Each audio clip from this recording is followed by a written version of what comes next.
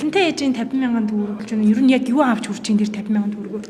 За уучлаарай, миний хувьд бол би бас гэр бүлийн бизнестэй тий. За тэгээд бас ингээд төсвийн цалинтай байна. Тэгэхээр би яг үнийг хэлэхэд бол ер нь би төрд ороогүй байхдаа чи энэ хүүхдийн мөнгийг том хүүхдтэй 7 нас хүртэл нь авж байгаагүй. За одоо бага хүүдээ 3 нас хүрэхэд нь одоо энэ дансыг нээлгсэн. За охиндоо тий хүүхдийн 100,000 дансыг охиноо болохоор нэг төрөөд 4 сар 5 сар болж байхад нь дансыг нээлгсэн.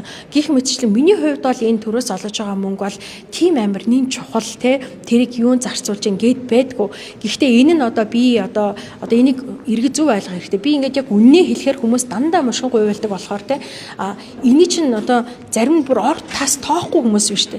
Гэтэл зарим нь энэ нь амин чухал хэрэгцээнд болж байгаа хүмүүс биш те. Энэ нийгэм чинь өөрөө ийм давхаргатай болцсон байгаа байхгүй юу?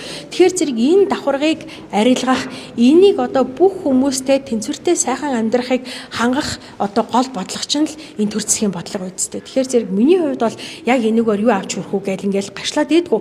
Гэхдээ би энэ 50,000 төгрөгөөр юу ч авч хүрэхгүй гэдгийг би бас мэдж байгаа. Тэ өөрөө бас гэр бүлийнхаа одоо энэ мөнгө санхүүг захиран зарцуулж одоо байгаагийн хувьд бол хаана юу хиттэй байна. Одоо жиф гэхэд хэдэн төгрөг болж байна те. Сүүний үн хэд байна те.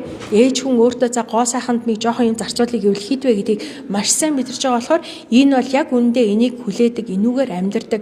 Эсвэл энэ нь бас амьдралд нь нэмэлт одоо бас те нэг дэмжлэг болчдаг ийм хүмүүсийн хувьд бол хаандчгүй гэдгийг бол маш сайн мэдж байгаа. Нэг жив уут жив авч хүрч ирнэ 50,000 Үгүй шүү дээ. Ер нь бол одоо тэгэл нөгөө нэг бас нэг нөгөө талд нэг асуудал байгаа. Тэгээд нэг хямдхан жих авахаар бас чанар ямар бай те. Жишээлбэл Батлан хамгааллын сайд чинь цэргүүд одоо юу лээ хүүхэд байхдаа хэрэгэлсэн чихнээсээ ахуулаад одоо бэлэг эрэхтэн энэ төмсөг энтер нь хавддаг жоохон ачаал авахаар хавддаг болоод ингэ ярьж байгаа шүү дээ. Гэтэл одоо энэ эрүүл мэндийн одоо те эмчнэрийн одоо хэр үндэслэлтэй яриа юм би мэдэхгүй байна. Гэхдээ ямар ч лээсэн эргээд өнөөдөр зах зээлд маш хямдхан байгаа чихнүүдийн чанар хяналт стандартын асуудал хин хяналт тавьж байгаа юм бэ гэдэг чинь бас эргэлзээтэй асуудал байгаа. 0-6 сартай хүүхдийн ээж нөө сар болгон 500,000 төгрөг өгье.